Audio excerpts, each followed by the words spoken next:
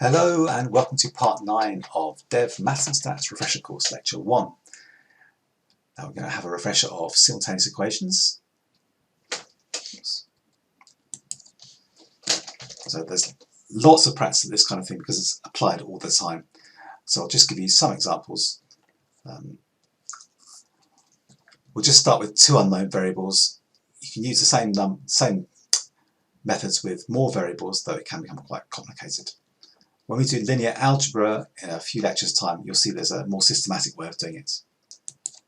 First, the simple linear ones. You have two equations like this. So this is a pair of simultaneous equations. So you have two unknowns, x and y.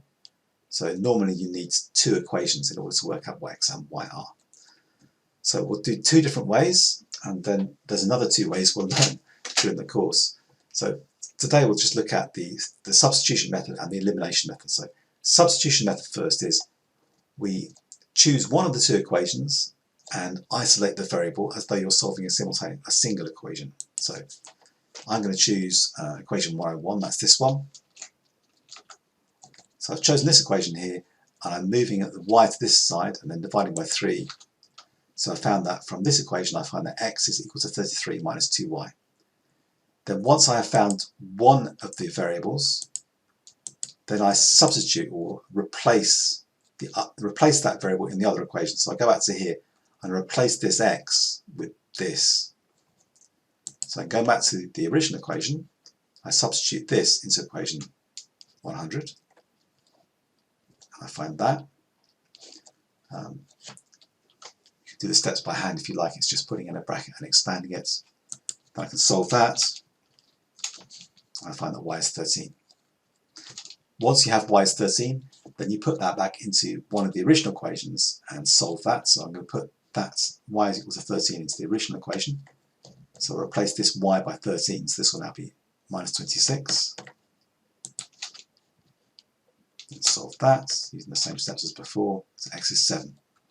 So I think that y is 13 and x is 7.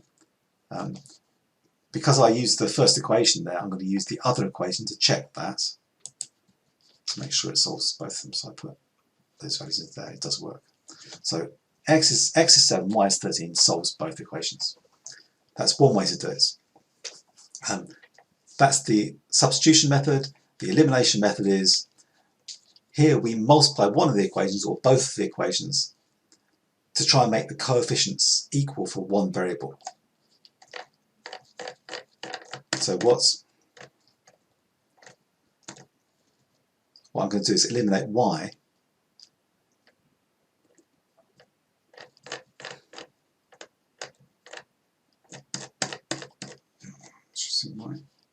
By 3. Okay. So if we look back at the equations we started with, if we multiply this equation by 3, so we have 15x, 6y, negative 6y, and 27. You find that here we have 6y and 6y, negative 6 and positive 6y, which is what we want. So that's what I've done there. So multiply the first equation by 3. The second equation is unchanged, so you have this. Then all you need to do is to add these two equations together. So you have 15x plus 3x is 18x, minus 6y plus 6y is 0y, 27 plus 99 is 126. And now the y has disappeared because it's been eliminated, so I can easily find x from that. X is 7, as before. Then you substitute that back in and find the other variable. So let's look at some more complicated examples. Now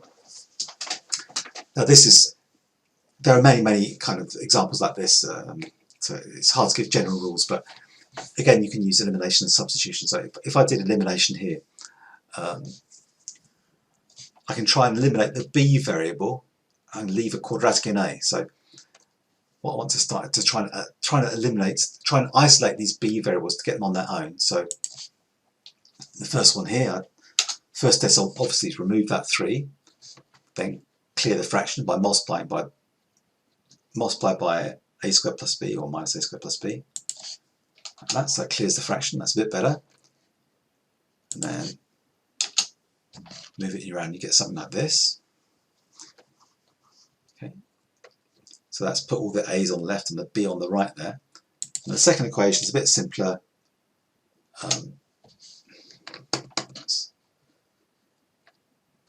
This one,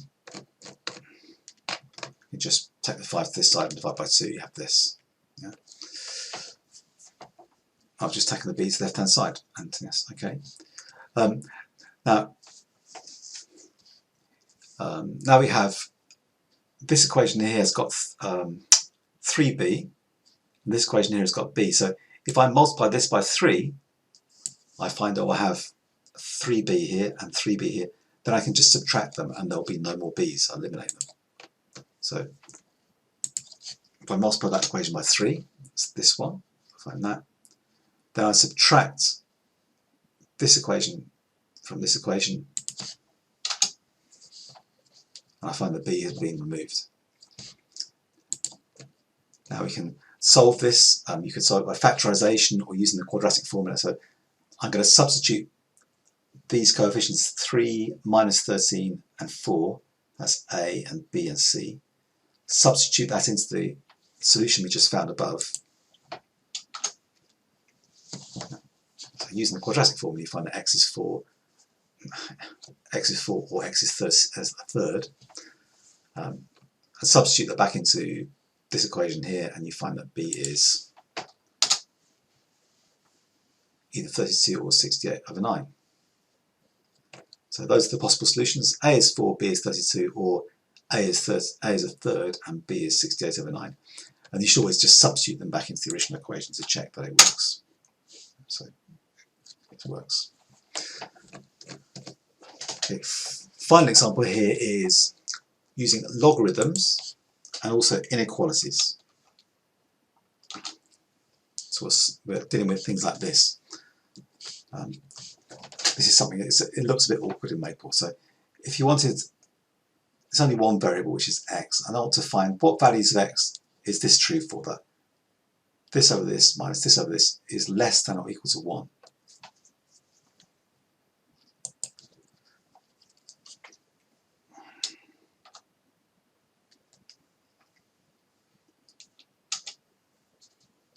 So what's happened here is we've used the log rules from before, where so log of this minus this is equal to log of this divided by this. So that minus that becomes that divided by that, or divided by log of 2.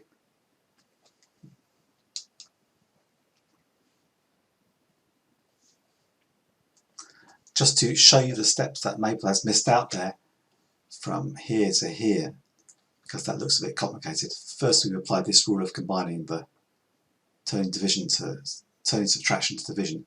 But removing this is because we multiply both sides by log 2 using the golden rule. So multiply by log 2 here, multiply by log 2 here, then you come to this. And then if that equals that, so if log of something equals if log of something on this side, you have log of something on the other side. If you remove the logs, which is doing the same things to both sides, then this must be equal to the 2.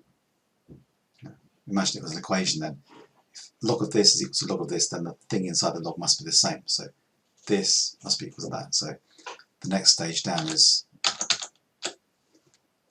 to remove the logs, so that must be less than or equal to 2.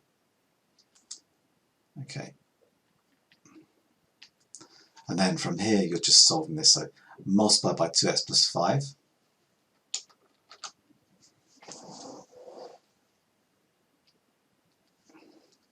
So x plus 31 is less than 2 times that. Again, it's simplified it.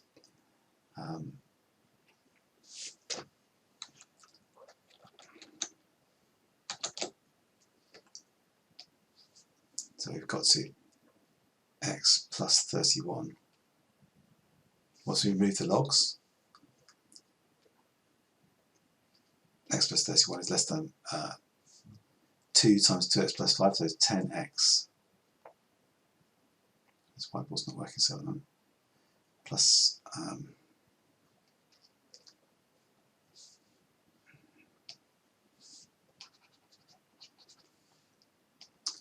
2x plus 5 times 2 is 4x.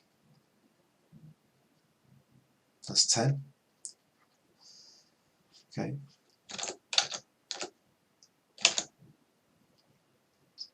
So x less than 4x minus 20, it's also taking the 31 from both sides. So minus 31 here, minus 10 here gives you x is less than or equal to 4x minus 21. Let's remove that 31. So Maple is running ahead several steps.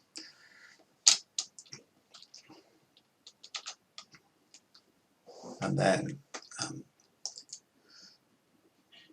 removing 31 from both sides comes this.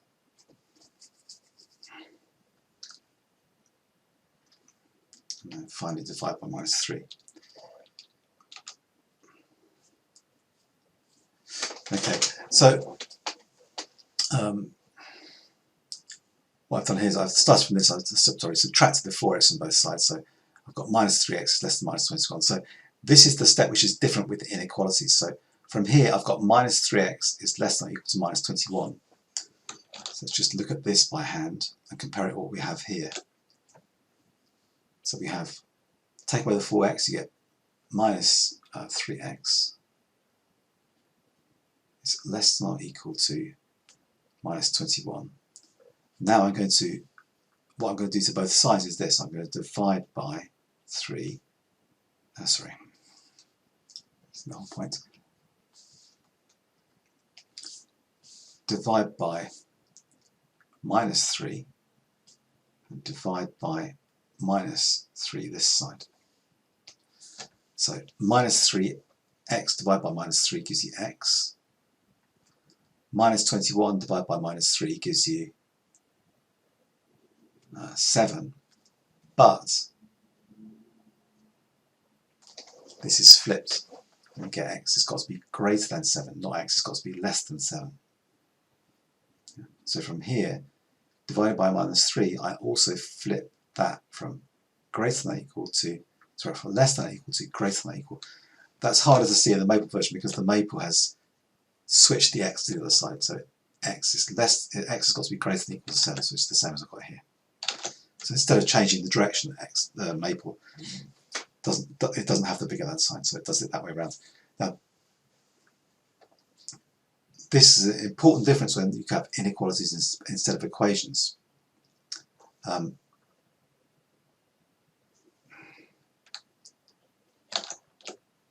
me show you what that is.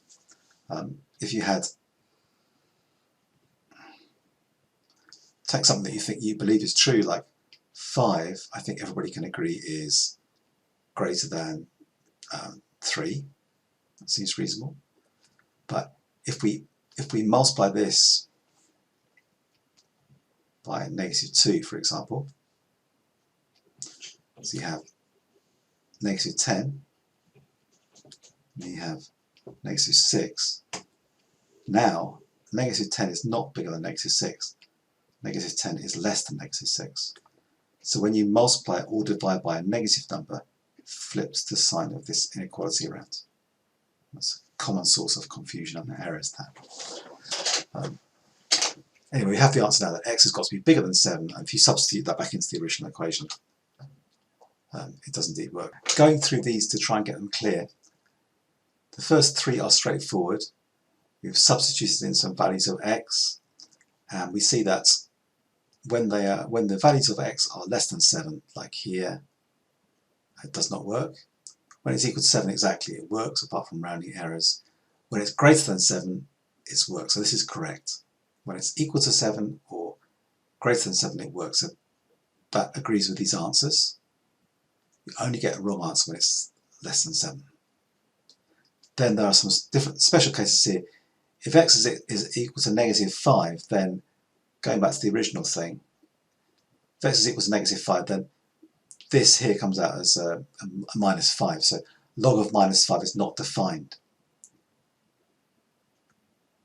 in real numbers. So you have to, it's not defined in real numbers, so Maple is giving you an answer here with what's called imaginary numbers, which we're not going to use in this course, they're quite rarely used in social science. So that's an impossible number, an imaginary number, so that doesn't work. If x is equal to exactly negative 5 over 2, that's more interesting because when x is negative 5 over 2, then this becomes equal to 0, so you have log of 0. But log of 0 is actually equal to negative infinity. So you'll find that negative infinity is less than 1, which is it's hard to know whether that's true or wrong. So you end up with infinity is less than or equal to 1, which is most people would think is wrong. So these last two cases don't really work. However, it's not all about the log function. There's also a more basic error built into the steps we've gone through. If you put the same values into inequality 3, you'll find that the last one can't be completed. However, here, x is minus 5 now is correct. So this one can't be defined because it's exactly 0, so that goes wrong. But this one here, when x is negative 5, this is correct, but it does not satisfy the solution. X is greater than 7. So there is another solution which we've missed, it seems. That's because there was an error in the steps above, which is that when we went from 3 to 4, we multiplied by this. However, if x is less than negative 5 over 2, which this is, so for any values of x below this, the expression is negative. So, and we've seen that when you multiply by a negative number, you should switch the inequality sign round. So all of the working from this stage onwards is only valid if you assume that x is bigger than negative 5 over 2. So what you have to do, it gets very long-winded, you have to separately say, well, let's imagine at that point that x is less than 5 over 2. Start with inequality 3, but this time you switch the inequality round. So if you look above, when you go to inequality 4, this was greater than. Now we change it around so it's less than. And then go through the same steps as before and solve that. So that's take away the x and divide by the 3. And here it's divide by positive 3, so you don't need to switch it again. It's less than 7. So if we start by assuming that x is less than negative 5 over 2, in that case we find that x can be less than 7. So obviously it can't be any value less than 7 because we've assumed it's less than negative 5 over 2. So anything less than negative 5 over 2 is also less than 7, so that's all you need to specify. So here we have two possible answers. So you get one set of answers where x is less than negative 5 over 2, and another set of answers when x is bigger than 7. So anything, in other words, x has got to be outside of that range between negative 5 over 2 and 7. Anything below that or above 7 will be fine. So when you have inequalities, you have to very carefully watch that you don't miss out or introduce any extra solutions by missing assumptions or by forgetting to reverse those inequalities properly. So I think you'll like to find that quite tricky. Even though the basic steps are simple, it's easy to miss something. Okay, that's 20 minutes long, so that's why I stopped this video, so thanks for watching.